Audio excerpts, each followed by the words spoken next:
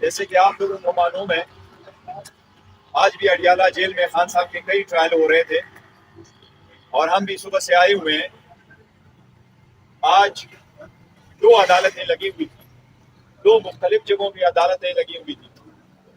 آج ہم نے اپنے آنکھوں سے انصاف کا قتل ہوتے ہوئے دیکھا ہے. ایک کے بجائے 2 مختلف جگہوں پہ عدالتیں لگ گئی. ایک عدالت اکاؤنٹیبلٹی کورٹ کی لگی تھی جس میں کراس ایگزامینیشن ہو رہا تھا, جس میں خان صاحب موجود تھے, اور اس وقت at the same time cyber trial کے لیے ایک الگ سی جگہ میں جج صاحب نے عدالت لگائی اور وہاں بھی یہ آرڈر کر لیا کہ خان صاحب کو یہاں پروڈیوس کیا جائے. عدالت سے درخواست کی گئی کہ وہ دوسرے کورٹ میں موجود ہے, اس کے باوجود پروسیڈنگ کنٹینیو ہوتی گئی. نیب کے کیس میں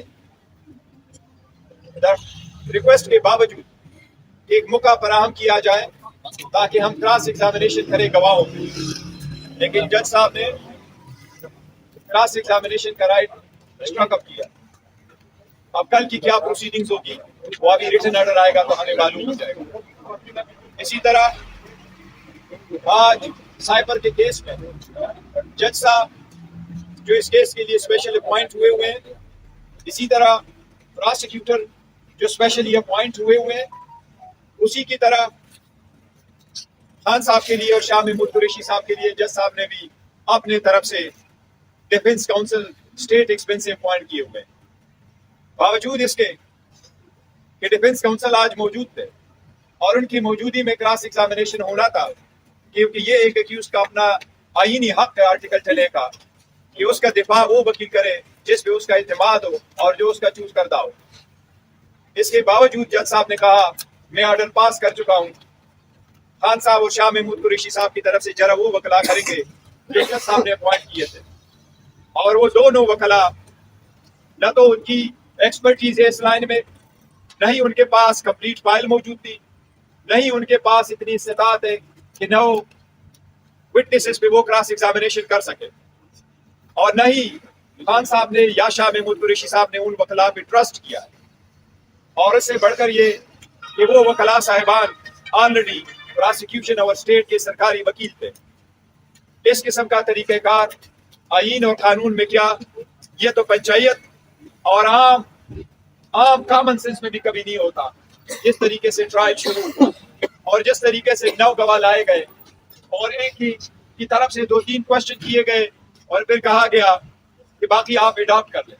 اسی طریقے سے آج 4:30 بجے انہوں نے کراس ایگزامینیشن شروع کر کے 8 بجے سے پہلے انہوں نے پروسیڈنگ کنکلوڈ کر لی, اور آپ 10:30 ہے, جج صاحب ابھی بھی کورٹ میں بیٹھے ہیں, اپنے ریٹائرنگ روم میں موجود ہے. ہم ابھی باہر نکلے ہیں اور جج صاحب 342 کی سٹیٹمنٹ لکھوا رہے ہیں. 36 سوالات پہ شاید مبنی ایک 342 کی سٹیٹمنٹ کمپلیٹ کر رہے ہیں. اس کا مطلب یہ کہ انہوں نے پراسیکیوشن کا ایویڈنس کنکلوڈ کر لیا. ایویڈنس 342 کی سٹیٹمنٹ کے بعد کلوزنگ آرگومنٹس اور ججمنٹ ہوگی. ہم ایسے ٹرائل کے شدید الفاظ, سخت الفاظ میں مذمت کرتے ہیں. یہ آئین کی خلاف ورزی ہے, یہ قانون کی خلاف ورزی ہے, اسپیشلی ایسے ٹرائل میں اور ایسے جرائم میں جس میں ڈیتھ سینٹنس ہو سکتی ہے. 2 مرتبہ اسلام آباد ہائی کورٹ نے اس کو قواش کرتے ہوئے اس کو اسٹرکٹ ڈائریکشن کے ساتھ بھیجا ہے, لیکن جج صاحبان کو اپنی طرف سے کوئی جلدی ہے اس کیس میں, اور جلدی جس بھی تناظر میں. ایک مرتبہ پھر ہم عدلیہ سے بصد احترام مخاطب ہیں اور درخواست کر رہے ہیں کہ یہ سب کچھ آپ کے آنکھوں کے سامنے ہو رہا ہے. اسلام آباد ہائی کورٹ کی چیف جسٹس سے درخواست ہے کہ آرٹیکل 203 کے مطابق سپریم کورٹ سے درخواست ہے کہ سوموٹو کے ذریعے اس کا تدارک کیا جائے. ایسے سیریس کیسز میں آپ the minimum standard of the fairness جو ہے وہ اپہولڈ رکھیں. وہ ایک سابق وزیر اعظم ہے, ایک سب سے پاپولر پولیٹیکل پارٹی کا دنیا کا مقبول ترین لیڈر ہے جس کا نام ہے عمران احمد خان صاحب نیازی.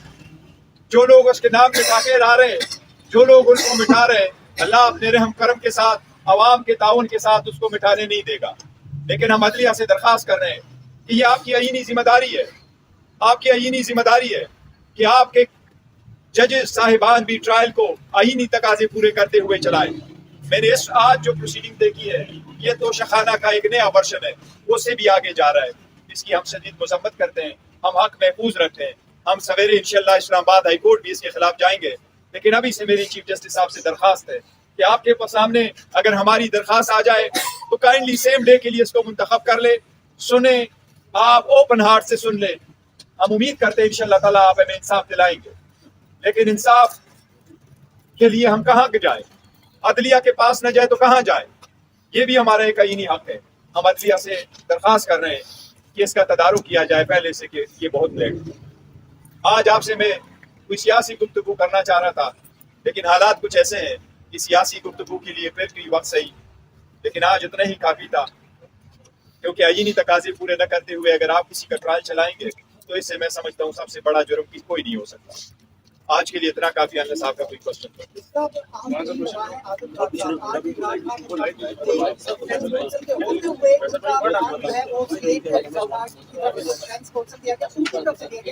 नहीं, देखिए, पहले जो खान साहब की तरफ से शाह महमूद कुरैशी साहब से वकला साहिबान आए हुए थे, सिकंदर जुल्करनैन साहब भी मौजूद थे, सलमान सफदर साहब भी आए हुए थे, उनको जाने नहीं दिया गया और उनका ट्रायल जो चल रहा था उनकी क्रॉस एग्जामिनेशन कंप्लीट कर दी गई। ये जज साहब के नोटिस में लाया गया था और उसके बावजूद जज साहब ने फरमाया कि चूंकि मैं ऑर्डर कर चुका हूँ कि स्टेट अपॉइंटेड काउंसिल प्रोसीड करेगा तो इसलिए मैंने उनसे करवाया। हमारी गुजारिश सिर्फ इतनी थी, मैंने भी जज साहब से गुजारिश भी यही की थी कि अगर डिफेंस काउंसिल के एब्सेंस में आपने किसी और वकील को अपॉइंट किया है तो चलो कोई जवाब होगा, आपने सोचा।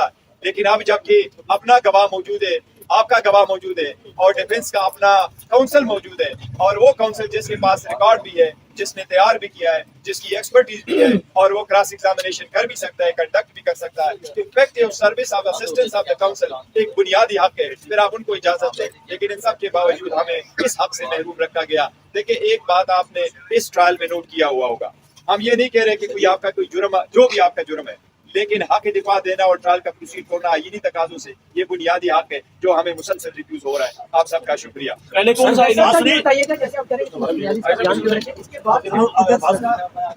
देखिए, 342 की स्टेटमेंट जब रिकॉर्ड हो जाती है तो फिर आप क्लोजिंग आर्गुमेंट्स करते हैं और क्लोजिंग आर्गुमेंट्स के बाद फिर जजमेंट अनाउंस की जाती है। आप देखते हैं कि ये कितने दिन में होता है। सर, सुप्रीम कोर्ट से उम्मीद है आपको रिलीफ मिलेगा? देखो, खान साहब का मोराल बड़ा है, आप करना चाहते हैं तो आप नहीं चलता हूँ, मुझे इजाजत है, साहब ने कहा आप जा सकते हैं।